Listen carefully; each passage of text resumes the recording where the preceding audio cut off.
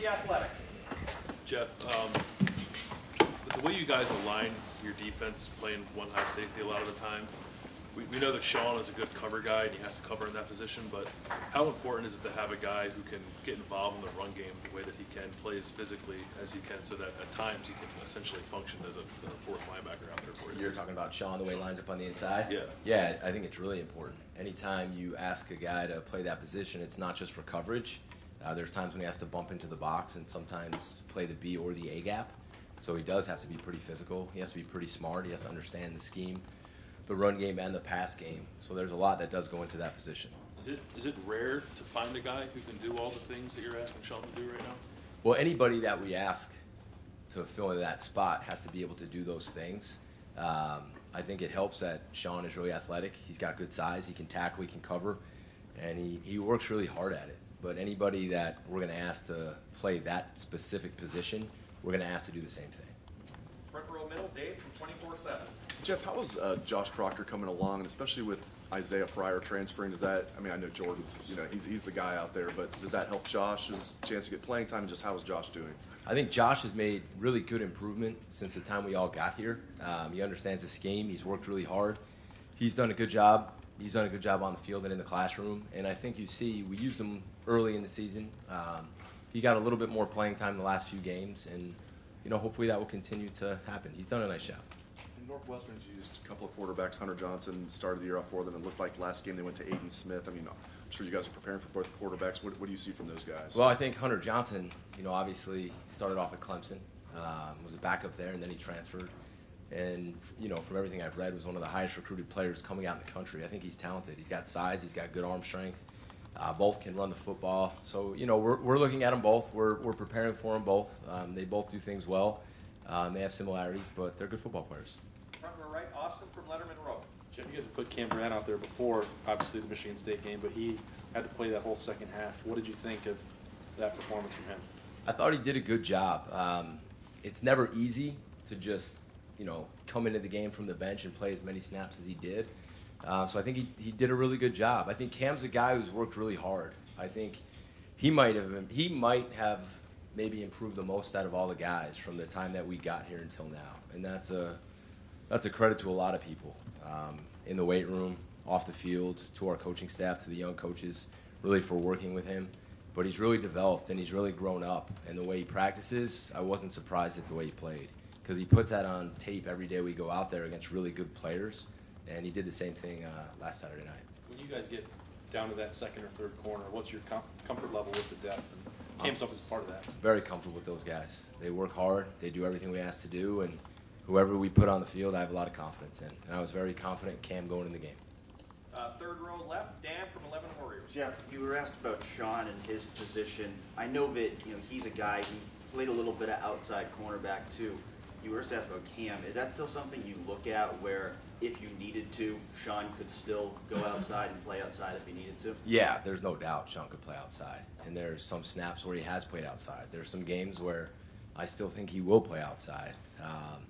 I think he could be a very good outside corner. It's just right now, the things we're asking him to do with Damon and Jeff on the outside, he's kind of, we've had those conversations. There's certain games where we almost flipped it around, but for right now, that's where he's been the most. But I think we have the versatility to move all those guys. So you might see him outside at one of these games. Obviously, he's got a decision to make coming up after this season. Do you talk to him at all about, if you come back next year, this is what your role could be, and would that role potentially be outside? No, I talked to him about what we have to do at practice today and what he has to get better at. And I'm not ignoring your question, but that's the truth. He still has to get better. We all do.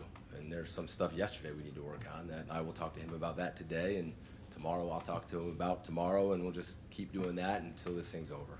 But we can talk about that at the end of the season. Third row right, Rob from the Dispatch. You guys are, I think, statistically #1 or tied for #1 in fewest chunk plays allowed, 30 yards or more. Is there anything inherently defensively that you do or can do about limiting chunk plays? Is it a tackling issue? Is everybody knows what they're supposed to be doing issue? What would be the main thing? Well, I didn't. That's good that you told me that. I didn't know that. I think it's a credit to our players and the staff, but it goes into a lot of things. I think schematically, the number one thing we talk about when we put in new calls, when we talk about anything, and we'll say it over and over again, we want to eliminate explosives. So if we think a blitz is really, really good, but there's potential for it to give up an explosive, we're not going to put it in. If we feel like there's a really, really good coverage that say we want to run on 3rd and 4 to 6, and we really like it against what they're doing, but there's a chance to give up an explosive, we're not going to do it. So everything we think about explosives, because our whole philosophy is we want to make you drive the length of the field. And if you can drive on us the length of the field and then put it in the end zone against us in the red zone, nice job. And then we got to figure out why, and we got to adjust some things. But we can't just give up because we got cute or we got sloppy. So I think that has been built, if that makes sense, on that. So we think about that all the time. Then I think you got to talk about tackling, right? Because a lot of times, if you don't get the guy down, it could go for an explosive. And I think we work really hard on tackling. So credit to the players and the staff on that. And then I think our scheme allows multiple guys to get to the football at the same time, which I think nowadays the way everybody creates space, which you guys see all the time, right?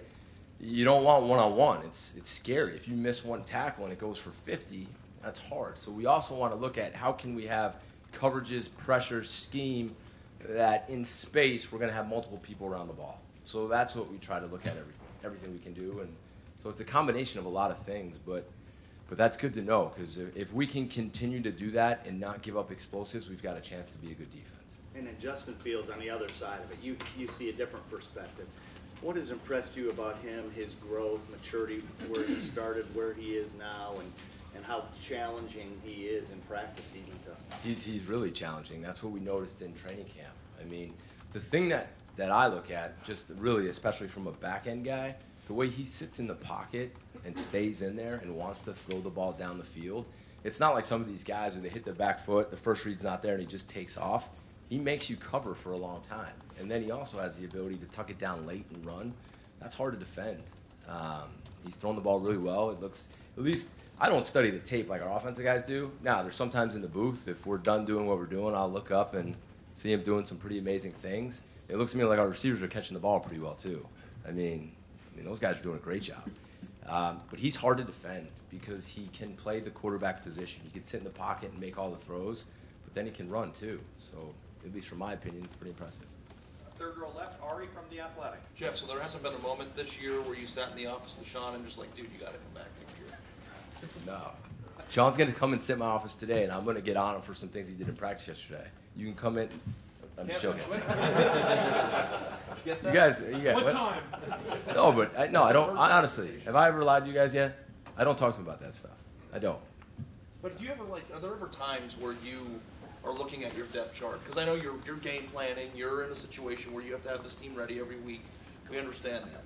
But obviously you're deeply involved in recruiting, and you could look at the depth chart that we all look at and see there's a good chance or a real chance that you could lose everybody from one group. I mean, is that something that you ever ponder?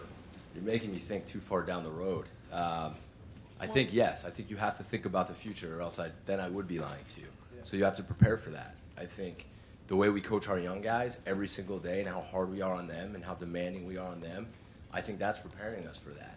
Because we have really good football players in that room besides the guys that you see every single day. And I wish more guys have had the opportunity to play so everybody could see that right now. But they haven't. Maybe you'll see that down the road. But by the way we prepare the guys we have in our room right now, that's the most important part. So those guys are getting coached hard. In the meeting room, it's the same thing.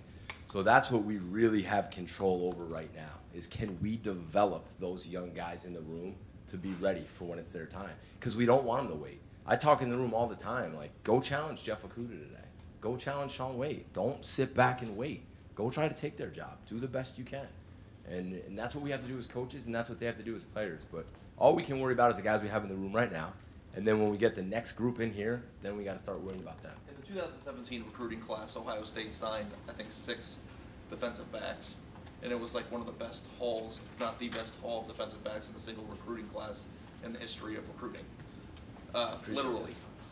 Now you guys are seeing the benefits of that when you have top 5 pick potentially in Okudah back there and Sean and stuff. You guys now are assembling a 2021 or 2020 class, that needs to replace them. When you look at the guys that you guys are bringing in, when you look at the guys who are on your list and the people do these guys have to be game ready, as close to game ready as possible, in order to fulfill the idea that, hey, your entire starting secondary could be in the NFL next year? I mean, you like them to be game ready. I just think that's hard. I think playing, especially if you just use corner, for example, I think it's a hard position to come in and play and be ready. Now, there's exceptions, right? I mean, there's a big jump from the high school to college. You'd like every guy you recruit to be ready. I think when you get them and you see how are they going to react to the speed of the college game, how are they going to react to some of the rule changes, some of the different coverages. So I think there's so much unknown. It's just like being in the NFL, was a rookie corner really ready to come and step in and cover Julio Jones? I mean, it's not everyone is. And even when you draft a guy in the first round, that guy might not be ready to play right away. And sometimes those guys get forced to play too early. So every situation is different, you know? So we'll see. We'll see when guys get here. And I get what you're asking, too. It's just, I don't think you can say, yes, they have to be ready. I mean, we got who we got. Let's go coach them as hard as we can and see what we can do. But you're human. You can be scared about it, too. I'm not scared. Front row left, Nathan from Cleveland.com. I guess kind of playing off of that question, did you guys need someone like Cam Brown to sort of step up and assert themselves as, if this happens next year, I'm ready. I'm ready to kind of shoulder this load? Yeah, what I think, though, I think the point that I'm making is that I'm most concerned about is throw next year away. Like, we have hopefully a lot of football left. So I'm not going to just drop names, but when you take the backup at every position in that room right now, they better be ready to go play on Saturday. And then if they don't get in, they better be ready to play on the following Saturday. Because next year to me is like a lifetime away. I mean, I'm worried about this Saturday. If this guy goes down, he better be ready. If they both go down and both of those guys aren't ready, then I failed as a coach. And to me, that's why it's hard to think about that. But no, we got to get all those guys in that room ready. It doesn't matter how old they are. It doesn't matter where they are in the depth chart right now. And that's a job as a coach, and that's a job as a player, and that's what we're working for. Ryan said that as recently as like 6 or 7 months ago, we didn't think Cam was ready for this opportunity. Was there something you said to him, any conversations you had with him early on to kind of help get him headed in this direction? Not one specific conversation. When I got here, it was just trying to get to know everybody, building relationships, building trust, which takes time. But there's a lot of things that go into which I've learned to coaching in college. Again, there's so many different people that touch people, right? So it's, like I said, it's the strength staff. It's like our interns and our quality control coaches that people don't see or aren't even talked about. Those guys are around those young guys a lot, and they do an unbelievable job. They're in their offices a lot talking to them. They're making sure everything's good with them in school. So in order to really succeed on the field, they got to be in a good place in school. They got to be in a good place mentally. So I think so many things have happened with these young guys where Ryan has put together such a good group of not only coaches, but those younger guys do such a good job that don't get the credit, and they've done an unbelievable job helping them as well. But there's not one specific thing. And it's also, Cam has worked so hard, academically, just on the field. So I wasn't surprised how he played Saturday because of the work that he put in. And final couple questions, a couple reporter questions from our right, Bill? Yeah, I already kind of asked the question, and I want to ask, you got another commitment yesterday. I know you can't talk about these guys, but how good do you feel about the group of DBs that you're going to be bringing in next year? I feel good about them now. We'll see when they get here. You know, I'm confident. I don't think we would have recruited guys unless we really thought we could do something special with them, right? So when we evaluate a guy on a tape, whoever it may be, I mean, we want to feel really good. I mean, this is Ohio State. We want to say this guy's got a chance to be special. And if we don't, then we're not going to recruit him. So we feel all those guys that we are recruiting right now can be special. You know, I'll ask you the same question I asked Ryan. You've gotten a lot of praise. You guys have played very well, obviously. How important, though, was having a week off to be able to take a step back, say, okay, here's really where we are, and really where are you in terms of defense right now? Yeah, I think it was a really good time. Just to really sit back and watch the tape again, to see what we're doing well, what we aren't doing very well, looking at personnel, looking at some of our tendencies. I think it was a good time because we're kind of like halfway through, right? So I think it gave us the opportunity to really take a step back, fix some things, maybe improve some things, put people in maybe better positions, and just really get focused on this next week. Can you say what you're not doing well? Because that's not so apparent. There's a lot of things we're not doing well that we need to do better. I'm not just saying that because the perception is we're doing well, but there's a lot of little things we need to do better. And I'm not going to go into all of them because I don't want to give that stuff away. But when I say that to me, defense is about all the little things. It's about taking the right step. It's about lining up with the right leverage. It's about being in the right gap. It's about having your eyes in the right place. And to me, it's about a process, not always the result on defense. Because sometimes the result is misleading. Sometimes it might look great. We might have an interception. We might have a blown coverage on the other side of the field that nobody sees, right? So some of that stuff happens. So you gotta make sure that you don't just look at the result and say, wow, these guys are really good at this, but no, you're not really good at some stuff. You need to clean up the little things so the big ones don't get you later. And that's the biggest thing that we had to look hard at. And the players need to see that, and the coaches need to see it. And I think that's some of the stuff that we saw.